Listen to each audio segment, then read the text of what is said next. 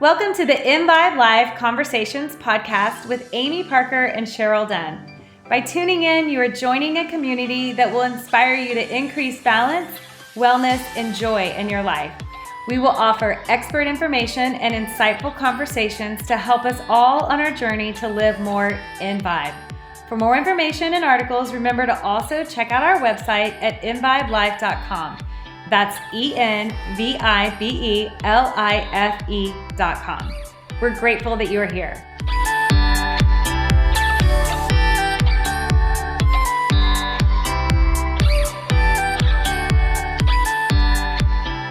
Hi, welcome to EnVibe Life Conversations with Amy, Parker, and Cheryl Dunn. Hello. Hi.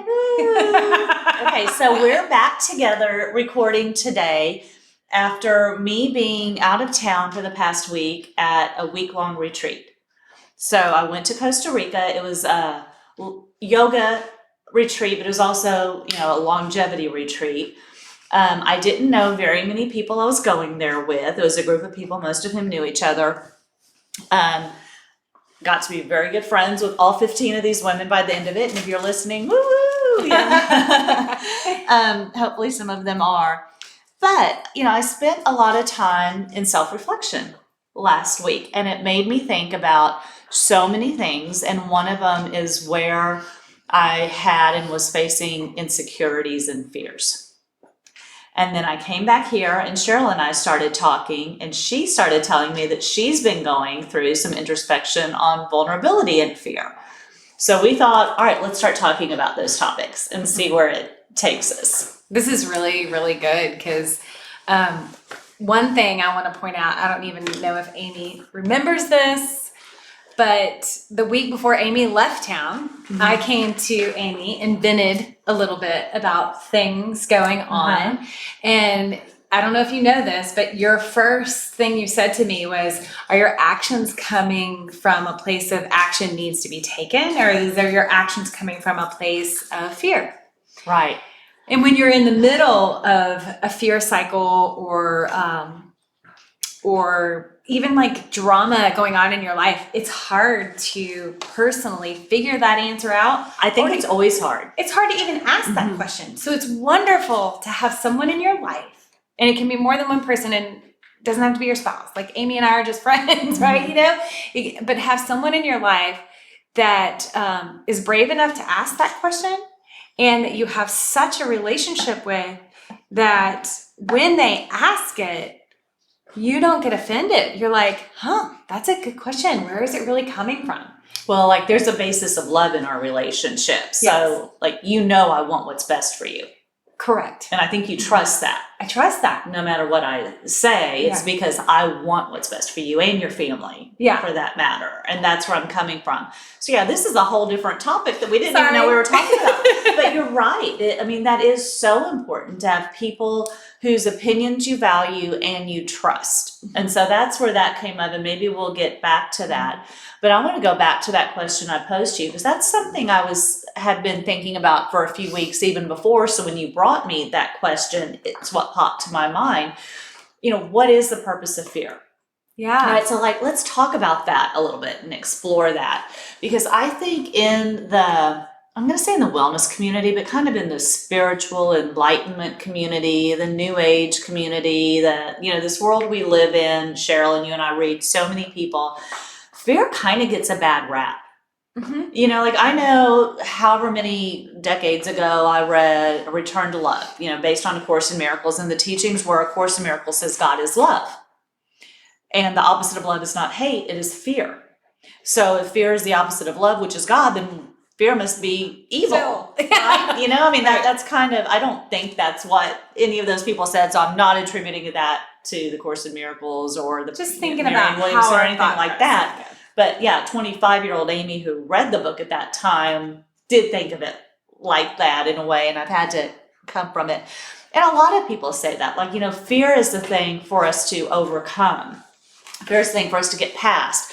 Let's act out of love and in love, and that's the goal. But fear has a real purpose in our lives too. And that's, I think, in the last couple of years, something I've kind of come to appreciate more, because fear is something given to us really as a survival mechanism. Like, it is what lets us know, run from the tiger. You know, you are hungry, you need to be fearful and go find something to eat or harm is going to come to you. So there are some real survival needs that are triggered or indicated to us by the presence of fear. Yes. And then if you took that on the flip side, fear will sometimes be what highlights maybe what you need to work on. You know, and if you never highlight any of that stuff, your growth gets stunted a little bit. It's kind of like a friend of mine, you know, was putting themselves out there and it didn't go as planned. So immediately it went into this cycle of like, I knew I shouldn't have done that. I knew I shouldn't have put myself out there. I knew. I was happy. I was good. I was like, well, guess what? The beauty of putting yourself out there and you having these same old feelings and patterns lets you know that there's a piece that's not healed, right? And those same old patterns that might have been there 10 years ago, you can now address them as somebody who's much older, much more mature, much more enlightened, and now take those patterns, the story that you might be telling yourself out of fear, it's not true, right? Change the story, change your old habits, change it because you're not stuck in who you were. It's funny because I was telling somebody else about when I went to Amy with this thing, she was, you might be in a fear cycle here, and you know, I went and saw Karen Cooper. Our friend Karen Cooper. Yes. And Karen highlighted, you know, some things going on and where it might be coming from. And I was sharing this with someone and they were like, but it's who you are. So you're just going to be that way. And I'm like, yeah, but that's the story I'm choosing to change. Yeah. Is that I don't have to be that way. Or maybe it's who I am because I need to learn something for who I want to be. Yeah, or that's who I was last week, but this week I know better. And so this week I'm going to work on tools that help me to process that differently versus going in this fear cycle. And when I'm in fear cycle, I lash out, right? I lash out at people. I lash out at my children. I make quick, rash decisions. And, you know, now I know better. I recognize when I'm triggered in this way that it is a fear that's coming from something I had no idea that I was still holding stuff from. And go from there and move on. And I'm choosing to change the story that, no, it's not who I am. Well, and so this has been, or leads me to share something I've been doing lately, and not every day, not always consciously, not, every time, but kind of getting back to how I started with the purpose of fear, sometimes being to benefit and protect us. Instead of showing that fear, animosity, or negative emotions, what if you give it love and gratitude? Thank you for showing up to highlight this thing I need to learn. Yeah. Thank you for showing up to highlight this area of growth for me. Or thank you for letting me know to run from the tiger. Yeah. It's really interesting because when I met with Karen and she highlighted this with me, she had highlighted it with me months ago. Sorry, okay, we have to interrupt. That is not Cheryl snorting. Fifi the French Bulldog has entered the room and the podcast, so sorry. She had highlighted it with me when I met with Karen maybe 3 or 4 months ago. And it was funny when she highlighted it 3 or 4 months ago, I was like, I don't know where that's coming from. And I couldn't really place it. But this time I was like, oh, that is spot on. So sometimes, you have to change you have to realize that the person hearing it now is different than the person that heard it before. Yeah. It's kind of like you're more ready. You're more ready. And here goes an example that's not spiritual or anything like that. I teach gyrotonic. I'm a master trainer in gyrotonic. I absolutely love the system. It feels amazing, and I love to share that movement system with people. My first introduction with gyrotonic more than 20 years ago out in LA, I was like, what is this? This is no way people are going to do this. It's kind of crazy. It's not accessible. Pooey. A year later, I was reintroduced to it and have obviously fell in love with it. But it wasn't that the system changed or the method or the message coming from it changed. I had changed. Over that year's time, I had changed. So then I was open to hearing what it was about. I was open to feeling it. I was open to learning from it. So it's just sometimes we change. Well, I think I told you I had Gary Sukov's first book on my shelf for probably 15 years unopened. And then when I finally opened it, I read it in 2 days. Yeah. You know, and I had before picked it up and put it down, picked it up, and put it. So that same thing, I wasn't ready for it. And that's part of divine timing also and what you're ready for. Okay, but here's the question I want to ask. And let's talk about this a minute. And I'll share some ways I think and you share some ways you think. When fear arises, and this is kind of the question I posed to you those 2 or 3 weeks ago, right? Yeah. When fear arises, how do you know or how do you discern? Is this something that's showing me an area I need to avoid, like the tiger? Or is this something that I need to treat with love and walk into anyway? Hi, it's Amy. If you're enjoying the content you're hearing on this podcast, then Cheryl and I hope that you'll go check out our website at EnVibeLife.com. On the website, you will find tons of articles, our archive podcast, links to our social media, YouTube, Facebook, and Instagram, all where you can find more information on curating the life you most want in order to live in Vibe. We hope you'll check it out. For me, I have that answer, but I think that answer is different for everybody. Mm-hmm. And it's taken these few weeks of exploration, and I should have known this answer because I've answered this question to myself many times. I get nauseous in my stomach. With the wrong answer. With the wrong answer.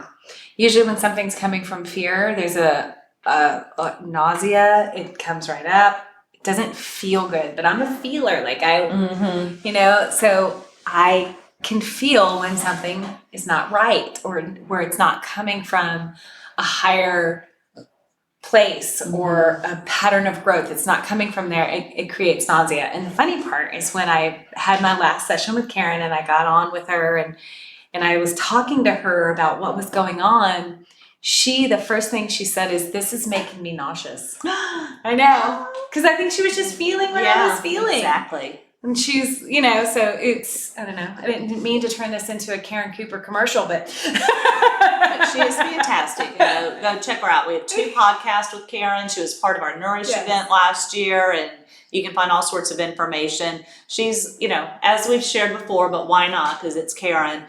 She's a psychic medium, but really an intuitive healer. And your sessions with her are a lot like counseling sessions or healing sessions is really what they're like, with a lot of energetic gifts that she has.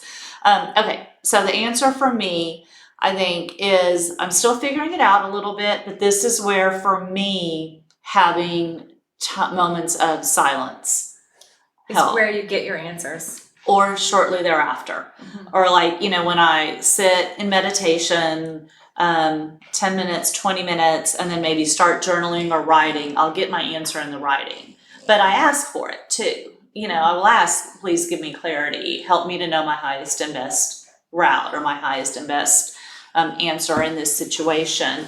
So ask for it and be still would be what I would say. And it can, it takes some practice or getting used to doing that. But I unequivocally know everyone is capable. I unequivocally know everyone needs those moments of silence. But I also think everyone is capable of channeling or listening to God, however it resonates with you to in that vernacular makes sense. But I think you even had something, Cheryl does a lot of our social media just to share that, your feelings are God's answers to your prayers, or that's how we hear Him. Mm-hmm. And I what I had put out to you was maybe prayer is talking to God, but meditation is listening. Okay, right. Meditation is listening. So, and I just think that, my traditional way of having my relationship with God and Jesus in my life had been through a lot of prayer until I learned to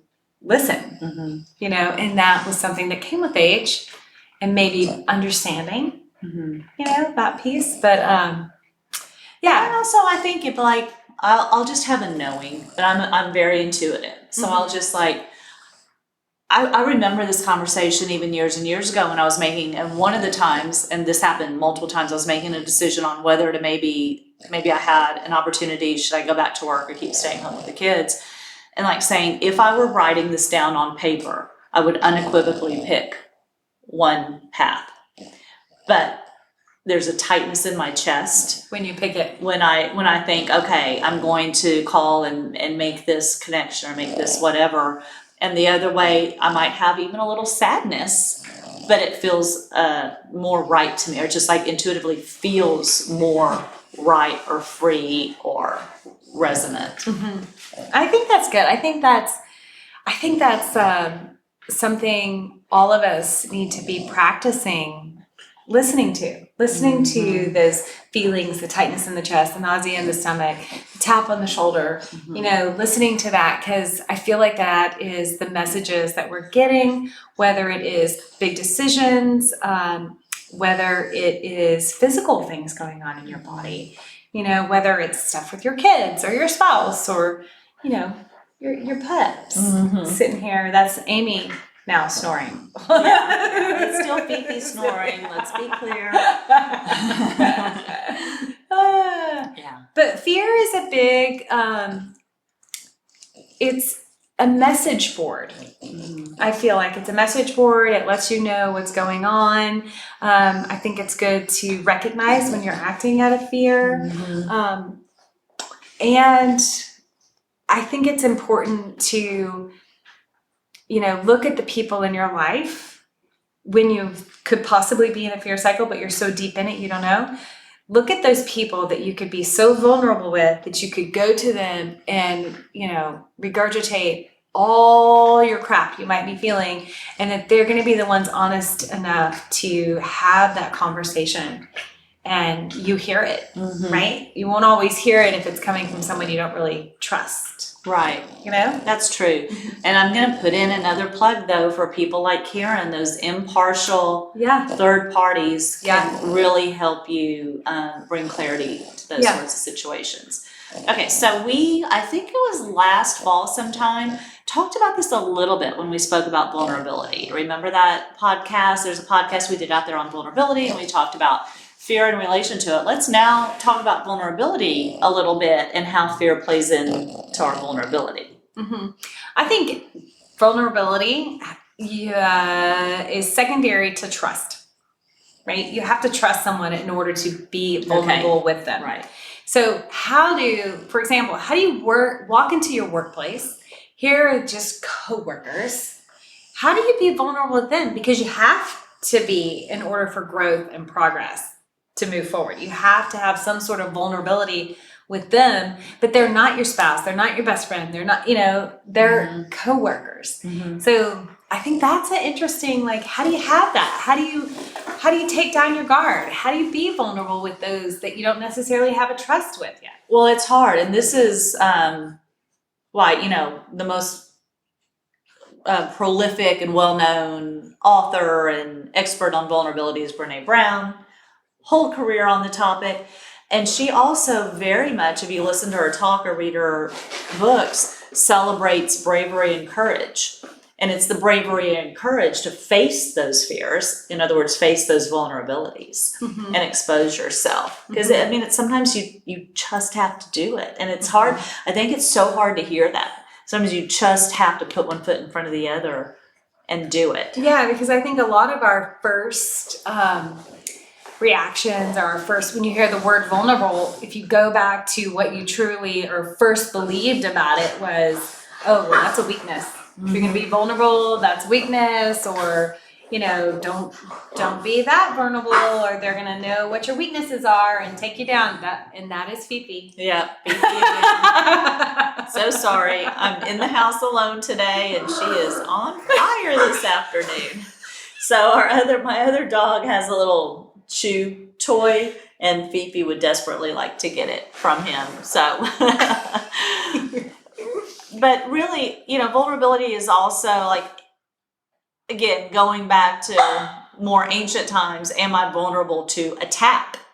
Am I vulnerable to famine? There's fear of survival even at the basis of exposing yourself to something.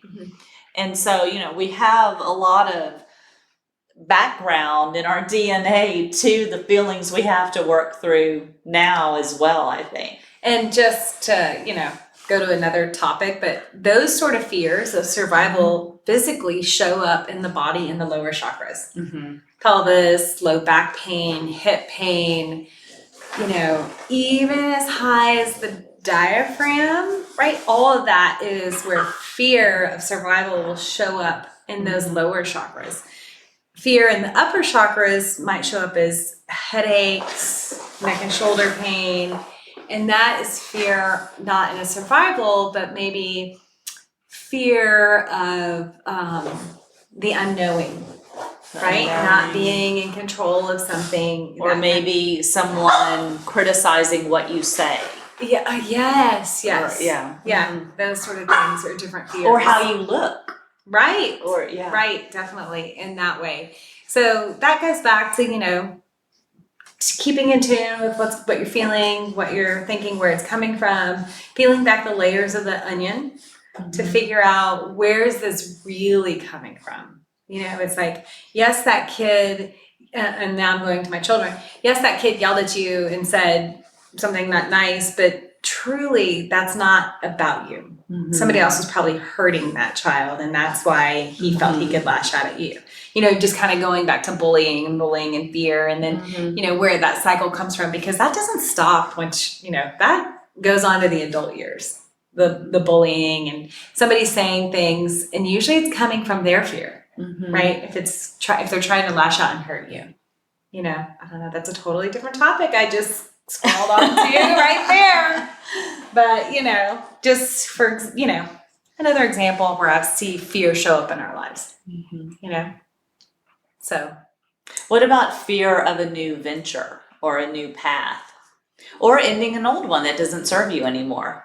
Yeah, those are very valid too. I think that shows up a lot because it's very easy to stay in your same cycle. It is. And embrace inevitable change.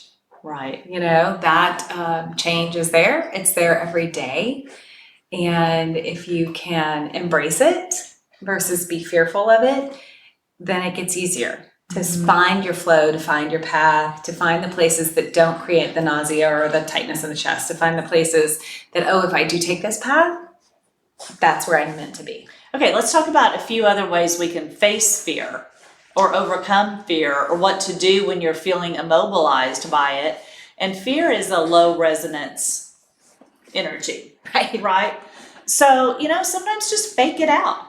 Put on music that makes you happy, dance, do movements, like play with your pets, anything that puts you in a place of gratitude or joy or fun or something like that. Even if it just gives you a reprieve from that immobilizing quality that fear sometimes has on us, because you go into fight or flight, right? So even if it just breaks that up a little bit, maybe then you can look at it from a different perspective. I have another one is journal it out. Of course, just sit down, and if you just start write, good, bad, ugly, write it all down. I feel like that brings some clarity, that brings some guidance, some paths you should take. I also feel like sometimes it stamps on your heart what you truly want, because sometimes we don't know that. But when you start journaling it out, then you get clear on what your desires and your wants are and what your boundaries are. And there are a lot of different ways to journal. So let's just say this really fast. A lot of people believe in the pen and paper, and there's something sacred about that. And I agree. And sometimes some of my most profound things come that way. I also very much stream of consciously type after I've been meditating without any preconception of what's going to show up, and that's very effective. You can also draw pictures or do something more like a mind map if writing prose isn't your thing. Just start, put a bunch of ideas on a piece of paper, draw circles around them, start making arrows and connections, color code it even, and see what comes up out of it. And I have found that useful at times too. Maybe especially if you're in one of those kind of lower frequency states where it might be harder to come up with, I'm going to write 3 pages of an essay or a prose type thing. Maybe just those little almost snippets of information could come out more easily. Step away from it, come back and look at what you wrote down, and you might start to see some connections or paths for yourself. Definitely. Often we'll go back, and Amy gave me as a gift one time these beautiful little note cards with my initials on them. But when I'm listening to a book and I hear a great quote, I'll write it on the postcard. And now I've started putting it up in my office because I've stole that idea from Amy as well. But like I'll walk by that office often and I'll just read it. And then those quotes are very accessible to me to regurgitate in times of need. Whether I need it or somebody else needs it, if they're ones I have written down, because I'll hear lots of great quotes and then I'm like, oh, this was so good. And I can remember it for about, a day to share it and then it's gone. Mm-hmm. The quote's gone, I can't remember it anymore. Okay, so anything else before Fifi unplugs our equipment that she's about to do? It's okay. I think, to recap a little bit, we just, invite you. If you don't have any areas of fear in your life, congratulations. Please call us and offer to come on the podcast as a guest because we'd love to hear about it. But, spend some time embracing those fears, examine what they are, and then ask yourself why they're there and see what comes up or shows up. You might end up finding you're grateful to learn what you need to learn from them. Awesome. So share the podcast if you have anybody that wants to hear about it or anybody else that's a French Bulldog that shares in the same challenge as we are sharing. Are there any other Frenchy podcasters out there? Well, thanks for listening. Go ahead and leave us a comment. Share this with your friends and family members or coworkers that might be dealing with fear, vulnerability, and all some of the topics that we talked about today. So thanks for joining.